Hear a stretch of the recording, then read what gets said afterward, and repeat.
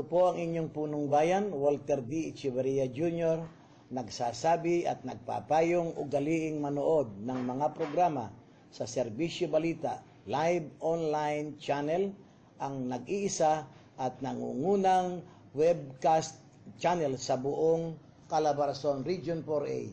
Mabuhay po at isang magandang buhay sa lahat.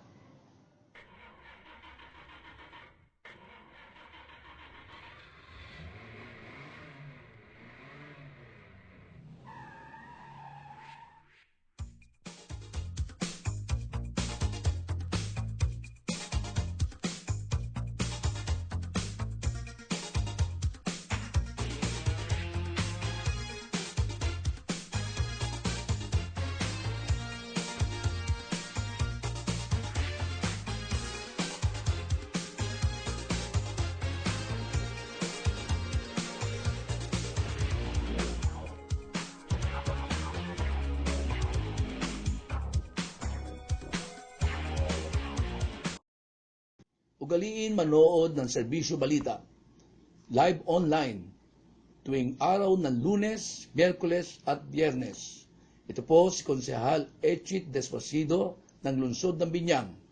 Ating pong tandaan, tayo'y mga Pilipino na may pananagutan una sa Diyos at sa bayan. Maraming salamat po. Ang programang ito ay rated SPG. Striktong patnubay at gabay ng magulang ang kailangan. Maaaring may masiselang tema, lengguwahe, karahasan, sexual, horror o droga na hindi angkop sa mga bata.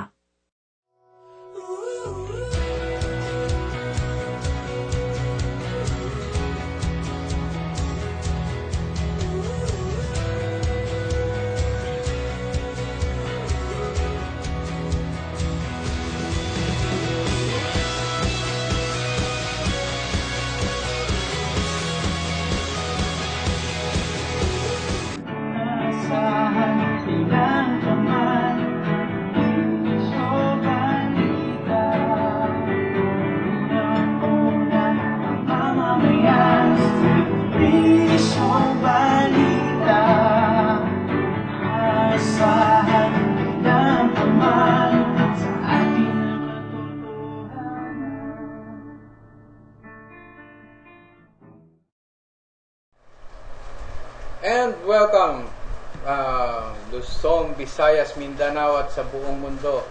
Welcome back sa programang Serbisyo Balita Live Online, and it's nice to be back. Medyo may konting kalawang dahil sa aming napakahabang bakasyon. At syempre sa lahat ng mga masugid nating mga taga-subaybay dyan na na-miss kami for 2 months siguro. Ito ay kami nagbabalik at ito sinisiguro na namin na diretso na tayo hanggang sa kung saan man tayo makaabot. Ayan, ito ang inyong lingkod, RJ Salgado.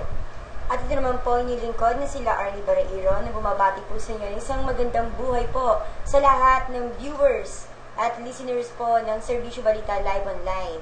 Kaya ito po, dito po tayo sa regular time slate natin na 7:30. 7:30 to 8:30. Yan. Ayan. So, nandiyan yung mga field reporters natin na ready na rin mag-report. Na medyo na-miss rin nila mag-report. At syempre, bago tayo magpatuloy, nais muna nating batiin ang mga nasa studio ngayon. Si Ka Adan Gabato, ng Lagot Ka. Abangan nyo mamaya ay magpo-programa siya. At syempre, ang ating ever beautiful. Na secretary. Ang nurse. Yan. Magandang gabi sa iyo. Ang admin staff natin, at si Mary. Siyempre, yung ating bagong ampon. Oo, ang circulation staff natin. Kailan kaya natin makakasama ang kanyang tatay? Ay, yung anak niya muna. Ayan. Ito, mas gusto ko to mas gwapo at mas bata. Parang sinabi mong hindi naging look-alike ni FPJ ang tatay ni Paul Oo, Salazar. hayaan muna natin siya sa ibang di ba? Yeah. Anyway, sa ibang outlet. Basta yung anak niya, masaya makakasama natin. Na full of talents, di ba? At, ang drummer ng Minerva Band. Yun. Nandito na rin sa Serbisyo Balita, si Jomar. Isa siya sa mga members ng Minerva Band na gumawa ng ating station ID. Siyempre, At sa mga nakalipas na araw, ang daming naging kaganapan. Unahin na muna natin yung naging kaganapan kahapon ng ating mga kababayan ay nag-celebrate o ginunita ang Undas. Yan, araw ng mga kaluluwa. At well, sad to say, dito sa Maulan. bahagi ng Oo. Laguna ay medyo naging maulan. Kaya yung iba medyo tinamad pumunta, siguro mamaya. Ayan, at medyo naawa ko doon sa mga doon sa mga nag-set up ng mga tinda-tindahan. Kumita kaya sila. Pero ang dami pa rin tao kahapon, ha? At namigay uli ng tubig ang Agila daw na magbabalik. Si Governor E.R. dyan sa Calamba Public Cemetery. Agila ba yan? Si Vice Governor, yung magra-run ng Vice Gov, si Nino Lara, at si Councilor Lian Aldabe, si future Councilor daw, tatapong Councilor Gian Oruga, at yung kapitbahay mo, si Piamonte. Si Kerwin. Si Kerwin, tatakbo. Gandang araw sa'yo. Pero ako'y nagtataka lang Eto, kapuna-puna lang. Hindi ko alam kung eto kasama doon sa isinusulong na batas ni Senator Miriam Santiago, yung anti-EPAL. Kung bakit ba naman kada araw ng Undas ay dun magdadaksaan din itong mga politiko, mga kandidato upang mamigay ng tubig. Hindi ba nila magawa to sa ibang ordinaryong araw at tinataon nila palagi kung kailan maraming tao? Siguro yun yung discarding nila, kanya-kanyang diskarte. Siguro sa ibang lugar may mga politiko din na gano'n. Oo nga, yun lang gusto natin isay. Kung bakit pa naman itong mga politikong to, ay talaga naman hindi natin malaman kung ito'y EPAL lang o nagpapakitang tao. Ayan, hindi naman natin nila lahat. Pero sana naman, yung pamimigay niya ng tubig kada araw ng Undas, kahit naman hindi Undas, pwede kayong mamigay ng tubig. Pero in fairness kay dating Governor E.R., every year niya ginagawa yan. Every year. Last year lang yata kasi di ba hindi niya matanggap yung niya. Okay nga, dapat. Last Last year, year, nagpakita rin siya just to show na talagang, gawain na niya yon. Uy, pero in fairness, batiin natin si Kapitan Alex Patiga, ha? Talagang may kapayapaan sa kanyang barangay kahapon. Lagi naman mapayapa sa barangay Hindi niya. mo doon, kahit maraming tao, walang kaguluhan ba? Ayan. Tsaka talaga masipag yung tanod niya. Ayan, basta Mukhang peaceful naman. napaka-peaceful kung kayang maglingkod ni Kapitan Alex Patiga yan sa isang barangay. Tingin ko, kayang-kaya din niya sa buong lungsod, di ba? Siyempre. At kagaya nga ng sabi nga niya, kahit ano ang mangyari, sa kanya rin pupunta ang kanyang mga constituents. Kaya alagaan na daw siya kasi sa kanya din pupunta. Para naman Sa huling hantungan. Sa huling hantungan. Siya din ang mag-aalaga, di ba? Magandang gabi sa iyo, Kapitan Alex Patiga ng Barangay Litcheria. Ayan, at siyempre, maabda ko naman sa natapos na natin ang Undas, looking backward pa ng gusto.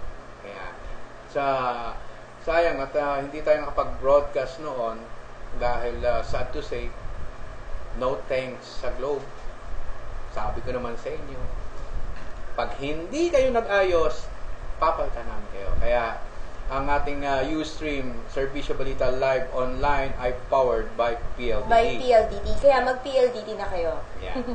Tiyak, talagang mabilis ang koneksyon. Basta't may DSL. Ano sabi sa Globe? Connect daw. Ewan ko sa kanila, bahala sila. Basta ako, binitawan ko ng Globe. Ayan, openly, sinasabi ko. Hindi, reconnect. Globe. Worldwide, di ba? Kino-connect daw nila. Kino-connect nila. Kaso, problema, napakabagal. Ewan ko.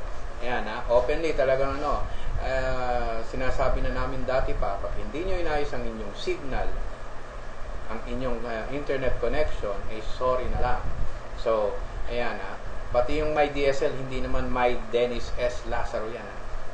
Ewan ko, ba't napauso yung DSL? Pero, PLDT na ang bahala doon. Ano ibig sabihin ng DSL. Anyway, yan, tayo na-miss tuloy natin na may broadcast ang mga kaganapan, lalo na nung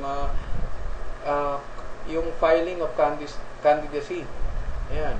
At doon muna tayo sa ating kapitbahay sa lungsod ng Kabuyaw kung saan nag-file ng kanilang candidacy. Ayan. Itong The Avengers. Partidong Palaban. Partidong Palaban. The Avengers. Sa pangunguna ni Vice Mayor ngayon na si Mel Hecolea, Na running for mayor. running for mayor, at nakasama niya dito sina ABC President Banoy Hain. Na na-chismis na tatakbo daw vice mayor, di ba? Pero, yun. Kala lang nila yun. Chismis. Sinurprise naman nila na At isa pang Kansala. isa pang na-chismis na si Dondon Hain daw, yung anak, Takbong vice mayor din. Chismis lang din yon. At yan, at nakasama nila si Councilor Mel Enterdicho, si Kim Hain, at syempre si Popong Jimenez. Popong Jimenez. Ayan, sila ang Ayan, yun tinagurian. yung Power 5. Mm. Diba? Wala silang vice mayor. Ewan ko kung bakit. Basta wala silang vice mayor. Pero sila ang tinaguriang The Avengers. Ayan. At Oo. naging masaya naman ang pagpapile at tila hindi mahulugan ng karayom sa dami ng tao at sa haba ng kanilang motorcade na sinagawa. Kasama pa yung mga mga ano ba tawag? Ayan, Hindi naman look alike eh. May magre-report. Silang mga batawag dito. Sila yung mga nag-impersonate sa Avengers. Hindi kasi ano sila lima eh. Di ba Avengers, lima ba o anim? At bago tayo magpatuloy ay tatanggapin muna natin. Meron tayong ulat From our mula chief sa reporter. labas ng himpilan.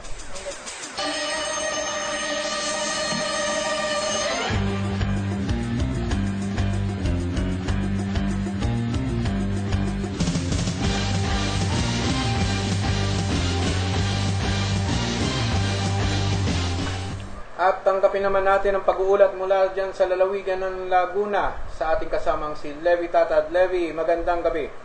Yes, magandang gabi at naging mapayapa naman ang pagdaraos ng undas dito sa lalawigan ng Laguna at wala namang naitalang all-towards incident sa ating pag-ikot upang gulutayin ang ating mga kababayan ang pagulita sa mga yumaos na kanilang mahal sa buhay na nakalibing sa mga iba't ibang sementeryo dito sa lalawigan ng Laguna. At dahil dyan ay payapa nga at walang naging incident maliban lamang dito sa Pablo City kung saan naka-aresto sila ng isang drug personality na ang suspect ay si Kim Caraam Flores, 19 anyos, binata at walang nahanap buhay at nakatira naman sa barangay 2C, lungsod ng San Pablo. Nakuha sa kanyang isang maliit na plastic sachet at nakuha rin ang 500 pesos bill na ginawang mark money. Sa pagkakakumpiskahan nito, ay nakuha pa rin sa kanya isang coin purse na naglalaman ng 17 pieces pa rin na sinasabing ito ay naglalaman ng shabu. At sinasabi ang pagkakadakip ay batay sa sinagawa ng kapulisan ng bypass operation sa pamumunan nitong si SPO2 Anita Flores na kasama naman ang mga personnel ng Laguna Provincial Patrol o yung Public Safety Company dyan sa San Pablo City. Kaya nagresulta sa pagkakaaristo sa suspect na sinasabing nasa number 6 na top level ang provincial level sa drug personality matapos na magbenta sa isang pulis na nagpanggap na pusher buyer at dito na nga nasa kote ang suspect. Ang suspect ay nakapita ngayon sa PP Custodial Jail at naharap sa kaukulang kaso sa korte. So yan ang ating kabuhang ulat sa mga at dahil nga sa wala namang anumang nangyari dito sa pagunita ng pagdudalaw ng mga kababayan natin sa mga yumaw nilang mahal sa buhay sa bawat sementeryo at tila hindi naman naiwasan yung ibang epal na politiko na naglagay naman ng mga kanya-kanyang tarpaulin sa bawat sementeryo dito sa lalawigan ng Laguna. Levi Tatad, nagsiservisyo para sa Serbisyo Balita Live Online.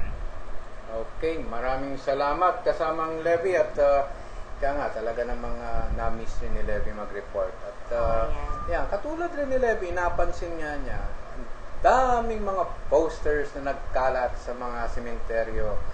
Ayan, at tila ba ayaw nilang sila'y malimutan ng kanilang mga constituents. Anyway, tradisyon na yata yan. So, pagbigyan na natin at pasensyahan na natin. Yung mga Tanggapin na yung mga epal. Yun lang yun eh. O ganun na nga lang siguro. Tanggapin na lang natin na talagang maraming mga epal. So, Basta kahit mag-epal man sila, basta yung aksyon at serbisyo, kailangan ipakita nila. parang, Yun lang yun. parang yun yata yung dapat na naging tagline ko kung ako'y nag-file. Aksyon at serbisyo. So bago patuloy ang aksyon at serbisyo, ang Serbisyo Balita Live Online, dumako muna tayo sa ilang mahalagang paalala. I long to return to the days of the songs my mother taught me. They sing of a simpler life. They sing of a healthier life. Stroke by stroke, we create our future. A future that relies on and preserves the bounty of nature. A future that looks back on a simpler time, but strives to benefit generations to come. A future by New Valley. A breakthrough development where people and nature thrive in a truly balanced environment. And only one developer can turn this vision into reality. Ayala Land.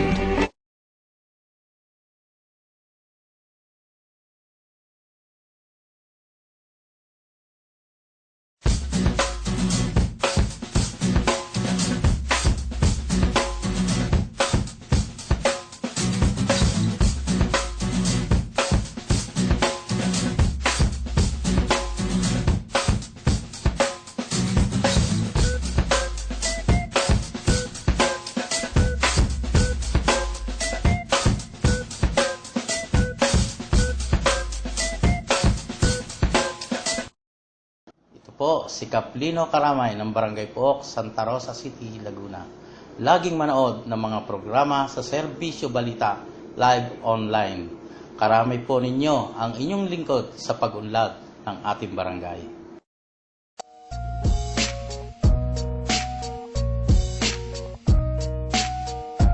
Sa Jed Realty, we take care of your housing needs.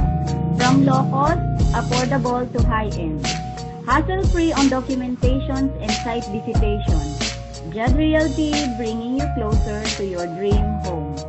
For more information, visit us at our main office, 168 San Juan, Calamba City, Laguna, or call 099999-10190 or 0917-530-1578.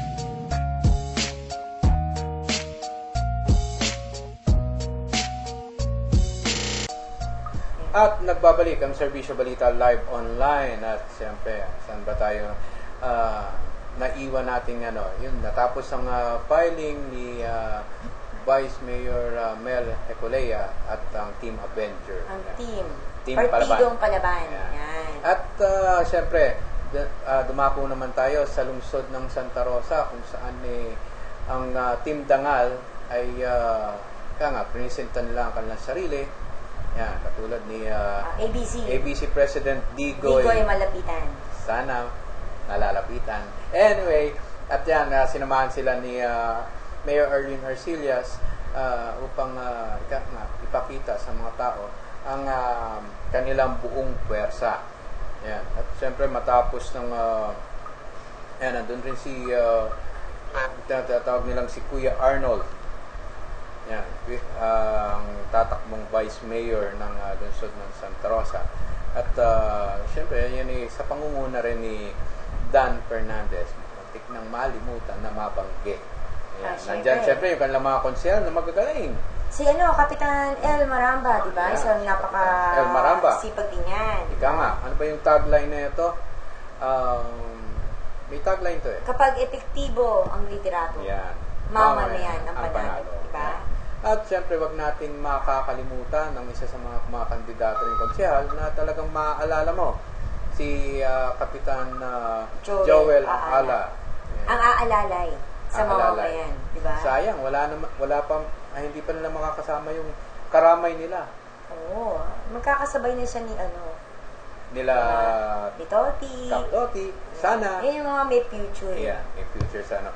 At siyempre, pagkatapos ng pag-file ng Team Dangal, ay sumugod naman sila sa Kapitolyo kung saan sinamahan nila si Mayor Arlene Arcillas upang mag-file ng kanyang candidacy bilang congresswoman. And ika nga, parang victory party na ang nangyari, victory celebration, dahil walang, well, yun, hindi natin masabing sad to say, unopposed si Mayor Arlene Arcillas sa pagka-congresswoman. Yan. Ibig sabihin, maghihintay na lang siya ng proclamation. Boto lang niya. Ika nga, kahit siya lang ang bumoto sa sarili niya, panalo na. Yan. Dahil walang nagtangka. Ewan ko kung ano nangyari kay Bukal Dave. Bakit, ika nga. Siguro na pag-isip-isip ni Bukal Dave na tama tayo. at tama rin na huwag niyang kalabanin yung kaibigan niya. Kasi magkaibigan naman yung dalawang yan, di ba? Saka bata pa si Bukal Dave upang i-pursue niya yung kanyang congressional dreams. At malay mo, baka lumipat nga siya ng ibang distrito.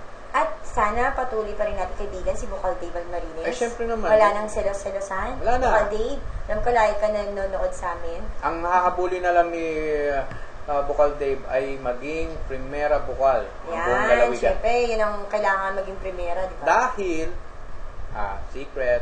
Ayan. Alam na yung Bukal Dave yan. Yeah, alam ni Bukal Dave yan. Alam lahat ng mga bukal yan. Napakaswerte nung magiging vice governor, Diba? Napakaswerte. Ayan. Hindi namin sasabihin kung bakit. Basta't kailangan, ang mangyayari dyan, unahan na lang kung sino magiging primera bukal ng Pero yung lalawigan. mga political analysis, yung mga political operator, alam na nila yan. Alam na nila. Diba? Yun lang yun. Yan. Ika nga, yun ang chismis sa politika na hindi pa alam ng mga Hindi naman natin kasi ordinary pwede mga. i-reveal na i-reveal. Baka Wow. maguluhan ng mga mamamayan. Baka diba? makuryente. Oo. O kaya ma-preempt. O kaya hindi pa matuloy. Baka sabihin tayo bulaan. Ayan. At, siyempre, sa Kapitolyo, nagkasabay sa pagpapile ng kanilang kandidatura, ang ang anak ng alamat, si Kong Yan, Egay. ang mahal Yan, si ng Kuya Egay. Laguna. Mahal ng Laguna, kaso, saka na siya siguro sa tatakbong muli para sa pagka-governor. Pero sa ngayon, unahin na muna niyang bumalik sa kanilang distrito, sa 4th District ng Laguna, kung saan nag-file na nga siya ng pagiging congressman sa ilalim ng partidong ano ba partido niya? Umalis na siya sa Partidong Liberal. Doon sa Tuwan Hindi na naman siya Daan. umalis. Yun, iniwan siya. Iniwan. Sad to say, iniwan.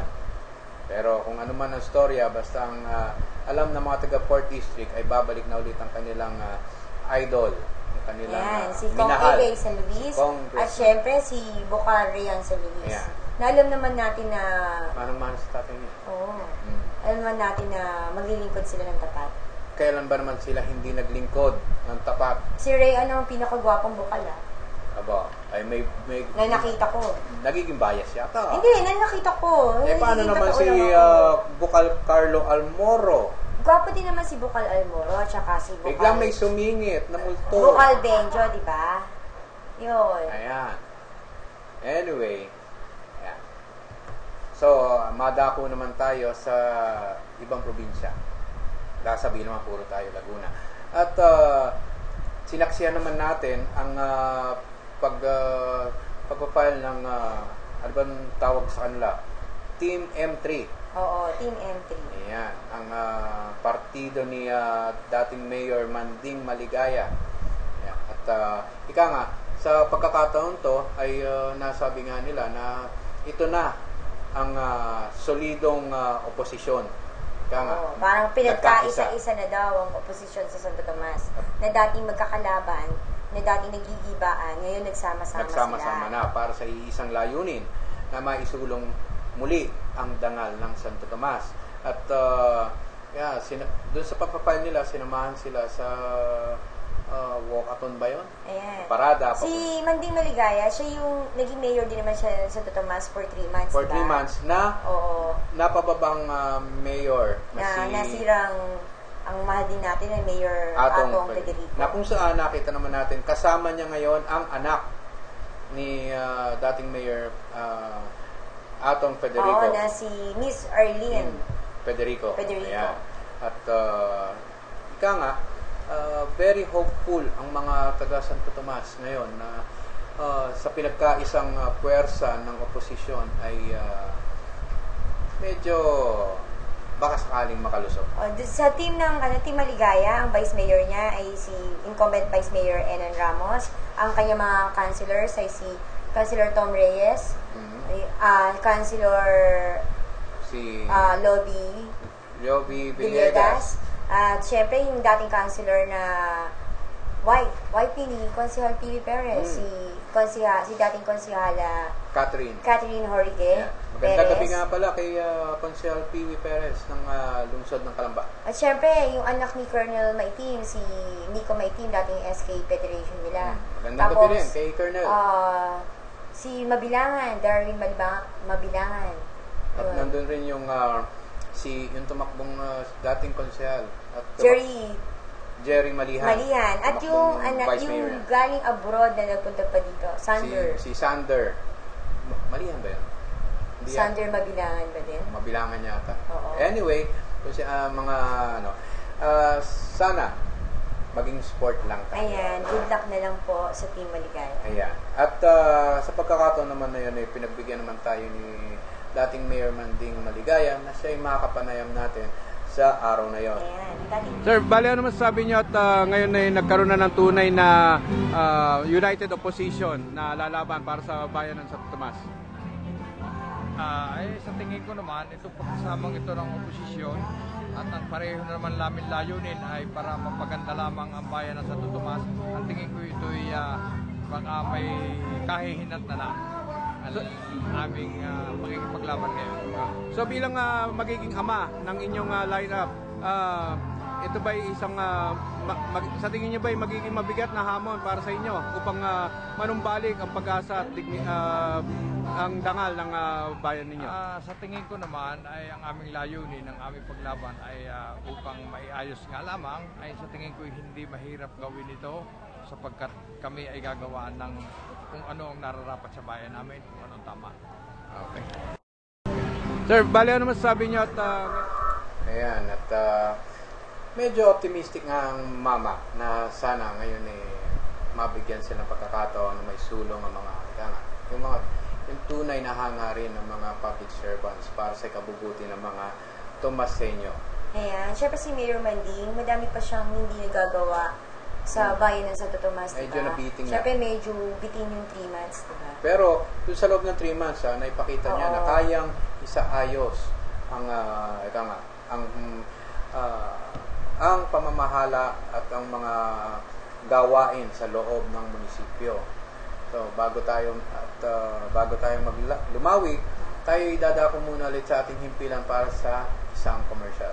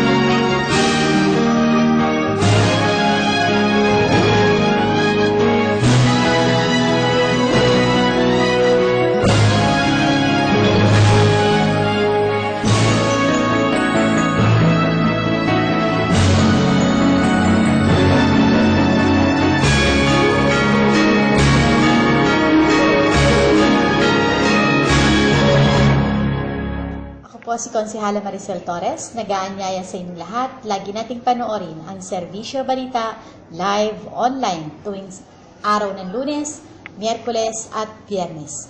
Magserbisyo tungkulin ko. Maraming salamat po at isang magandang buhay sa inyong lahat.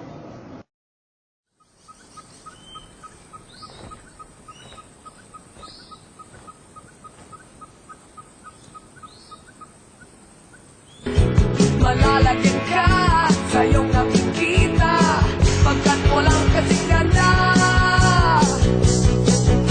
Katulad nang ito ay marating ko para bang ako'y nagkaroon.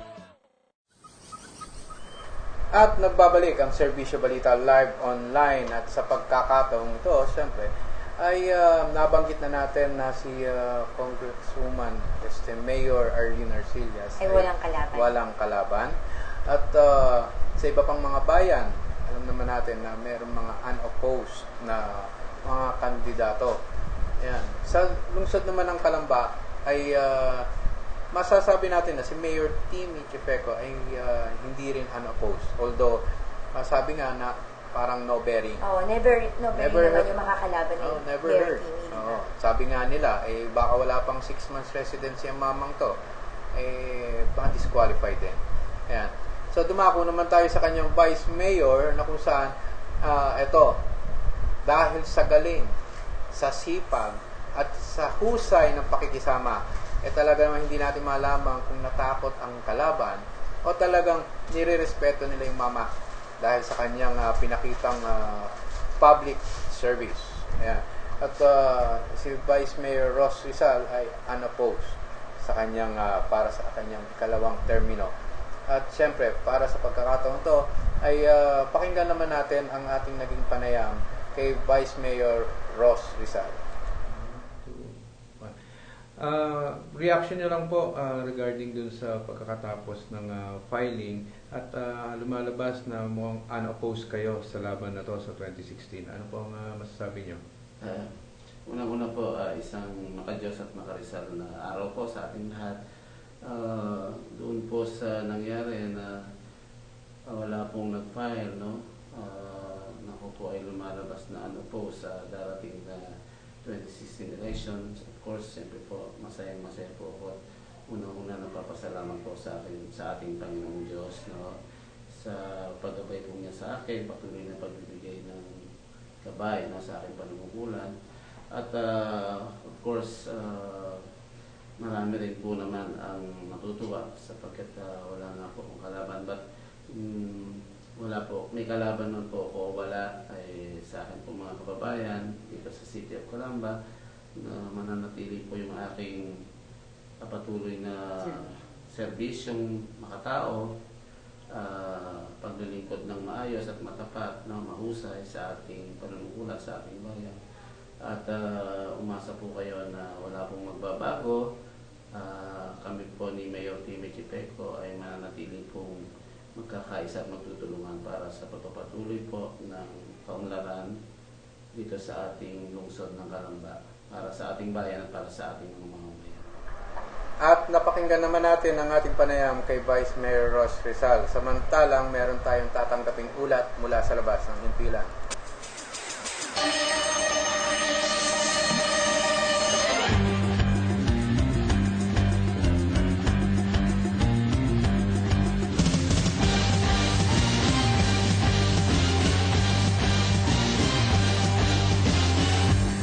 At tanggapin naman natin ang ulat mula sa NCR sa ating kasamang si Edward Flores. Edward, magandang gabi. Patay ang isang radio reporter ng DWIC na nakilalang si Jose Fernando ng 4140 Doniano Street, Barangay Camarin, Caloocan City. Habang pirma naman ng Ligaw na bala si Marlon Jr., 23 anyos ng 28 Acacia Street, may Pahod Pires, Barangay Patungtamo ng natirang lungsod sa harap ng isang fast food sa Sabato Road, Barangay Caligayan, alas 9:24 na ng gabi. Ayon kay PO2 Jen Baroyoga ng QCPD, Criminal Investigation Direction Unit, habang pinaparada ni Bernardo ang kanyang motor, ay lumapit na lang bigla ang sospek at agad na pinaputuhan ng biktima. Agad namang tumaka sa mga sospek sakay ang kanilang motor. hinahanap na ng ating otoridad ang mga sospek at hinahanap ang tunay na motibo sa pagpasulang mula rito sa Quezon City. Edson Torres, sa Serbisyo sa Bayan. Dito lang sa Serbisyo Balita, live online. Ayan, maraming salamat kasamang Edward. Ayan, at congratulations nga pala sa iyong kanyang programang Bistay at talagang ibang klase. Talagang noon lang nakapanood naman ng ibang style naman ng pagkomentaryo. Kanya-kanyang style yan, Kanya-kanyang yung style mga yan. anchor natin. At nakakatuwa naman. Kanya-kanyang galing at kanya-kanyang estilo, di ba? Ayan, yung kanyang launching last Saturday. At siyempre, yung aming mga programa tuwing Saturdays ay mapapanood nyo ng mga replays any time of the day. At para sa request ng mapanood ang nasabing mga programa, ay tumawag kayo sa 049-544-4662. Or mag-text sa Smart 0929-600-3001. Ayan. Basta't may mga gusto kayong mapanood ulit na hindi nyo napanood ng live, pwede nyong i-request ng live replay. Halimbawa, di ba, uusap-usap sila ng family na, di ba? Sa sangkainan, o pwede sila mag-request. O kaya pwede naman panoorin. Di ba? Pwede naman panoorin sa YouTube o kaya sa aming website, sa Serbisyo Balita. Pwede sa YouTube, ba? Yan. At siyempre, nakita naman natin, naging very eventful naman yung mga panahon ng filing. Kahit 1 week lang yung filing na yan, talagang nandun yung mga paghihintay kung sino yung mga kalaban. And by the way, dito nga pala sa lalawigan ng Laguna, 5 ang magtutunggali bilang governor. Si incumbent Governor Ramil Hernandez at yung dating governor na si E.R. Ejercito. At ang kanyang anak. At yung kanyang anak na hindi ko alam kung bakit biglang nag-file na governor. At isang taga San Pedro, si Berlin Alberto. Ayan. At, yung dating tumakbong mayor. Dating tumakbo ng San na Pedro. Na may slogan na, wala pang problema, may solution na. Ayan, yes. Si Berlin Alberto. Ayan, good luck. Saan ka pa, di ba? Saan ka pa. At isa pang nasabing nag-file, pero hindi namin nakuha ang pangalan. Ayan. At sa 2nd District naman, ang maglalaban dyan ay incumbent Congressman June Chepeco at si last termer Bukal, Johnny Unico. Sana nga lang hindi na maulit yung dati. Nagre-reklamo pa rin ang mga presidente na may amag ang bigas. Yan. Sana nga hindi nga maulit. Yan. At sa pagdating naman sa 4th District, alam naman natin na magkatunggali dyan ng mukhang kaya nga, hindi ko naman sinasabing parang napapansin ko lang, may political rivalry palagi. Siyempre, nagbabalik si Kong Egay San Luis at si Congressman Agaraw. Kala ko okay na no? Ganda-ganda pa naman ng pictures. Lalo na nung birthday, all hopes, yung pala, ewan ko, kaya minsan ayoko ayaw mo ganun naman talaga sa politika. Mag-trust sa partido. Akala mo ikaw na, yung pala hindi pa. Ayun, hindi katulad ni Bukal Dave Almarines, yan. Talagang ikaw na. Ayan, talagang siya na ang Bukal. Ang magiging primera? Magiging primera. Yan. Hopefully, senior board member ang tawag doon. At talagang swerte rin yan. Pag naging, kaya lahat sila talagang swerte rin naman ng buong Laguna pag nagprimera si Bukal D. Abay, syempre. Makita mo naman, talagang masipag yung mamang yan. At pagdating naman sa 3rd District, sino ba makakalaban yan? Mukhang alam ko, isang amante ang kalaban ni incumbent Congresswoman si Boy Aquino. Oo nga. Ang kalaban ay incumbent si yung reporter dati. Sol Aragones. Yun, Sol Aragones. Sorry, medyo nalilimutan ko yung pangalan kasi mukhang nakalimot ka na rin. Oo, nalilimutan tayo. Mahirap yung gano'n Mahirap yung ma-recall yung mga taong madaling makalimot. Na dating medyo naman siya. Sayang. Makakabaro pa man din tayo. Anyway, nandiyan si Boy Aquino na talagang susubok ulit na maging congressman. At basta ang alam ko, may isang amante na kalaban na lumaban. Pero syempre, ikaklaro natin yan. Yung mga yung mga tatakbo. Sa mga susunod At pag-uusapan natin yan. Sa mga susunod Actually, na programa. may nakaschedule pa tayong interview sa ano post din, di ba? Wala din lumaban doon. Pinino? Sa bayan ng Los Baños. So, abangan na lang nila yan. So, Thursday, makakapanayam natin. Yung Vice Mayor. Tila gumaya yata kay Vice Mayor Ross Rizal. Ano post? Yun, makakapanayam natin si Vice Mayor Cote. Ewan ko kung bakit hindi lumaban yung maingay. Balita ko, lalabang mayor. Hindi rin naman pala tinuloy. Sayang. Si Konsihal Tamisin, di ba? Oo. Kung bakit pa naman ng mga iba, nagsasabi, lalaban, hindi naman pala. Uy, happy viewing nga pala kay Konsihal John G. Oliva, ha? Hindi na tayo nag-uusap. Tsaka kay J. Rulusta. Pare, yan. Alam ko, kaya mo yan. Yung kaibigan yung chewin ng kaibigan mo. Sino? Yung na isulat din natin. Kaibigan ng chewin ko? Si Konsihal Alborida. Diba? Pinsan ng kabatchmate ko, si Consel Alborida. Yan. Medyo natatagalan yata yung ating pagkakape. At siyempre, nag-file yata yung best friend ng aking utol. Si dating Konsihal Davis Manyo. Yan. Yan medyo at least kahit hindi lang best friend, kumari, di ba? So, kumari mo din. Best friend natin yan. Pero syempre, alam ko na nanonood dito, yung mahal natin kapitan. Sino? So, sooner, bibisitahin natin. Si Kapitan Jack Vargas. Ayaw nga pala, Kap. Happy trip dyan sa Japan. Ano na lang, pasalubong, sushi. Ayan, pwede na yun. At syempre, batiin natin si Kagawad Meneses. Si Kagawad Meneses ng Barangay Tadlak. At good luck sa mga kandidato natin, ha. Yung mga rakisa nga pala dyan. Happy birthday nga pala kay sa Chuma. Ayan, sa uncle ko, retired Colonel Sario Barairo. Yan. Akala ko. Cesar Marqueses Barairo. Yan. Ang binan. Yan. Ni Vice Mayor. At parang nagpapaalam na tayo. Hindi pa tayo papaalam. Abangan nyo. Meron tayong special guest. Mamaya, ang guest natin, sigurado pupunuin ang studio. Dahil itong mga batang isa sa napakagaling na banda, di ba? Napakagaling. At mamaya, abangan niya. Abangan niya yan. At napaka-cute. Ang cute nila. Sino? Para pwede silang iuwi. Ha? Gawing manika. Sino? Si Jomar? Gagawing keychain. Kinikilig yung mga estudyante, ha? Oo, kasi nandito sila nung last na nag-guest din, nagpunta sila dito, diba? Nung pumasyal sila for pictorial and At basta mamaya ay abangan niyo yung mga yan. At tiyak, bahala na kayo mamili. Huwag lang si Spencer. Taken na yun. Ayan. At may nagre-reklamo. May humihirit.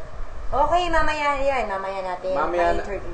At mamaya ay makakapanayam natin ang Minerva Band. At panawagan dun sa ating mga malapit na rin sila magkaroon ng road tour sa bawat munisipyo at lungsod. Yan, abangan nyo every Monday sa bawat na magiging guest sila dyan sa inyong lugar. So, bago tayo magpatuloy at magbigay ng bigyan na natin ng oras ang Minerva Band. Pumunta muna tayo sa isang commercial.